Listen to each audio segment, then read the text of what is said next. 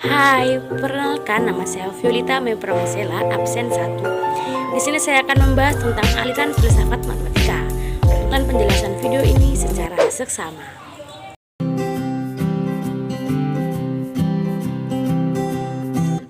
Pembahasan pertama yaitu aliran logisisme. Logisisme memandang bahwa matematika sebagai bagian dari logika. Oleh karena itu, pengkajiannya juga harus menggunakan logika sehingga matematika lebih logis untuk dipahami. Penganut aliran logisisme antara lain G. Leibniz, Geoffrey, dan R. Carnap. Logistik adalah disertasi bahwa matematika diturunkan menjadi logika. Oleh sebab itu, tidak ada sama sekali bagian dari logika.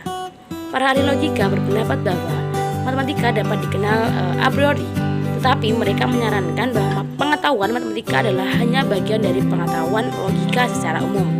Jadi, secara analitis, tidak membutuhkan kemampuan khusus untuk intuisi matematika. Dalam sudut pandang ini, logika adalah dasar-dasar yang benar dari matematika.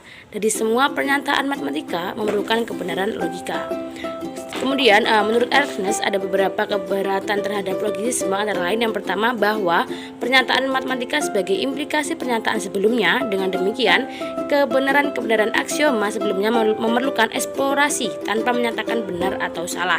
Yang kedua, teorema ketidaksempurnaan Gödel menyatakan bahwa bukti deduktif tidak cukup untuk mendemonstrasikan semua kebenaran matematika.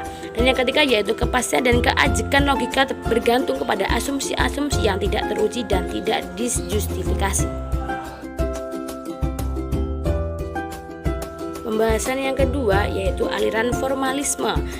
Aliran ini menyatakan bahwa matematika merupakan sistem lambang yang digunakan dalam mewakili benda-benda yang ada atau menggunakan proses pengolahan terhadap lambang-lambang yang digunakan. Formalisme berpegang pada prinsip bahwa pernyataan matematik bisa diartikan sebagai pernyataan tentang konsekuensi dari aturan rangkaian manipulasi tertentu. Sebagai contoh adalah permainan dari geometri Euclid yang kelihatannya terdiri dari beberapa rangkaian yang disebut aksioma-aksioma dan beberapa aturan inferensi untuk membangun rangkaian baru dan rangkaian-rangkaian yang diketahuinya. Salah satunya yang dapat dibuktikan memenuhi yaitu teorema Pythagoras. Itu dapat membangun string yang berkaitan dengan teorema Pythagoras. Menurut formalisme, kebenaran matematika adalah bukan tentang bilangan dan himpunan segitiga dan sepanjangnya seperti kenyataannya.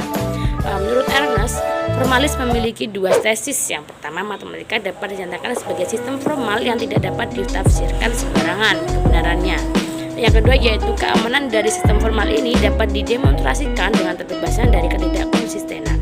Adapun juga keberatan yang dikemukakan oleh beberapa kalangan terhadap pendapat dan pemahamannya penganut formalis tersebut menurut Alvin Haryono. Yang pertama yaitu formalis dapat memahami objek matematika seperti lingkaran sebagai sesuatu yang konkret padahal tidak bergantung pada objek fisik. Dan yang kedua yaitu formalis tidak dapat menjamin permainan matematika itu secara konsisten. Pembahasan yang ketiga yaitu aliran intuitionisme. Aliran ini memandang matematika sebagai hasil dari intuisi. Intuisi dijadikan andalan dalam mengaji dan memahami matematika. Pengetahuan secara intuisi dapat dipergunakan sebagai hipotesa bagi analisis selanjutnya dalam menentukan benar tidaknya pernyataan yang dikemukakan. Ketetahuan matematika terletak dalam akal manusia dan tidak pada simbol-simbol di dalam kertas. Selanjutnya, intuisi menyatakan bahwa objek segala sesuatu termasuk matematika, keberadaannya hanya terdapat pada pikiran kita. Sedangkan secara eksternal dianggap tidak ada. Tokoh yang menurut intuisi adalah seorang ahli matematika asal Belanda yang bernama Ludwig Egbertus Jan Brouwer. Pembahasan yang keempat yaitu aliran Platonisme. Pandangan Plato terhadap matematika bahwa objek matematika bersifat abstrak dan tidak memiliki hubungan realitas atau asal-usul sehingga bersifat abadi dan tidak berubah. Masalah aliran ini antara lain tidak dapat menjawab pertanyaan, apa itu pertanyaannya? Tepatnya di mana dan bagaimana objek matematika itu ada dan bagaimana cara kita mengetahui keberadaannya.